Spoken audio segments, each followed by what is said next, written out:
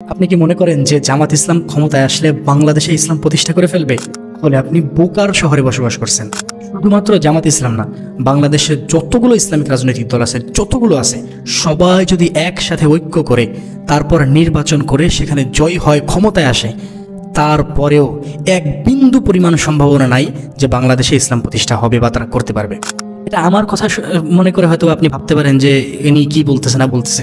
আপনি আপনার দলের আমির বা আপনার দলের যে নেতা আছে তারা জিজ্ঞাসা করেন, আপনার দলের যে দল সম্পর্কে ধারণা রাখে, ইসলাম সম্পর্কে ভালো ধারণা রাখে এমন একজন জ্ঞানী ব্যক্তিকে জিজ্ঞাসা করেন যে আপনারা কি ক্ষমতায় আসলে দেশে ইসলাম প্রতিষ্ঠা করতে পারবেন বা করবেন?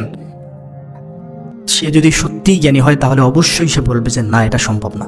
ইসলামিক যে কোনো দল এই গণতন্ত্রের মাধ্যমে বাংলাদেশের এই বাস্তবতায় ভোটের মাধ্যমে ক্ষমতায় আসলে কখনোই বাংলাদেশে ইসলাম প্রতিষ্ঠা হবে না।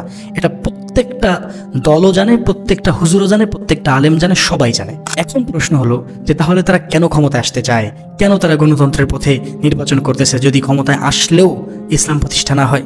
সব আলেম জানেন যে বাংলাদেশে এইভাবে ক্ষমতায় গিয়ে ইসলাম প্রতিষ্ঠা করা সম্ভব না।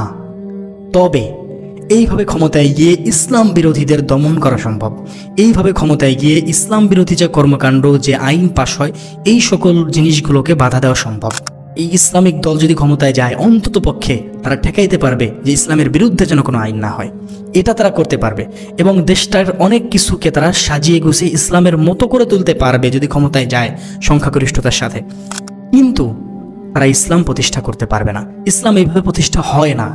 ইসলাম প্রতিষ্ঠা হয় দুইটা মাধ্যমে, একটা হলো দাওয়াতের মাধ্যমে আর একটা হলো জিহাদের মাধ্যমে।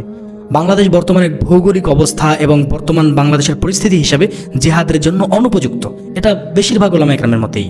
আর দাওয়াতটা যেইভাবে দেওয়া দরকার এটা আমাদের দেশে হয় না। আমাদের দেশের আলেমরা যথেষ্ট কাজ করতেছে ইসলাম প্রতিষ্ঠা করার জন্য, কিন্তু একটা জায়গায় কমতি আছে, সেটা হলো খেলাফত ব্যবস্থা, অর্থাৎ ইসলামিক রাষ্ট্র ব্যবস্থা আসলে কেমন হয় এই ব্যাপারে মানুষকে জানানোর ব্যাপারে, এই ব্যাপারে দাওয়াতের ব্যাপারে, মসজিদে এই সকল ব্যাপারে আলোচনা হওয়ার ব্যাপারে আলেমরা অনেকটাই উদাসীন। এই কারণেই এখন পর্যন্ত 90% মুসলমান দেশ বাংলাদেশ, ইসলামের কোনো একটা কথা বললেই আমাদের দেশের মানুষ কত আবেগ দেখায়, চেষ্টা করে ওটা মানার। তাদেরকে আমরা এখন পর্যন্ত খেলাফত কি, ইসলামিক রাষ্ট্র ব্যবস্থা কি, এটা গরিবদের জন্য কি করবে, বড়লোকদের জন্য কি করবে, দেশের জন্য কি করবে, এইটা আমরা এখন পর্যন্ত তাদেরকে বুঝাই উঠতে পারিনি।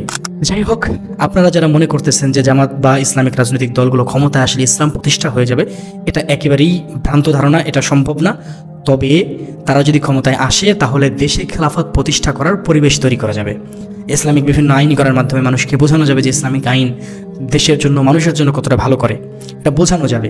এবং তখন দেশের মধ্যে একটা পরিস্থিতি আসবে যে একজন আমিরের নেতৃত্বে খেলাফতের ব্যাপারে দাওয়াতের ব্যবস্থা করে ধীরে ধীরে একটা বিশাল বড় প্রতিরোধ আন্দোলন গড়ে তুলতে পারবে, এবং বিশাল বড় আন্দোলনের মাধ্যমে বাংলাদেশে খেলাফত প্রতিষ্ঠা করা সম্ভব হবে। যাই হোক, সকল ইসলামিক রাজনৈতিক দলগুলোকে সাপোর্ট করেন, তাদেরকে ক্ষমতায় আনার চেষ্টা করেন।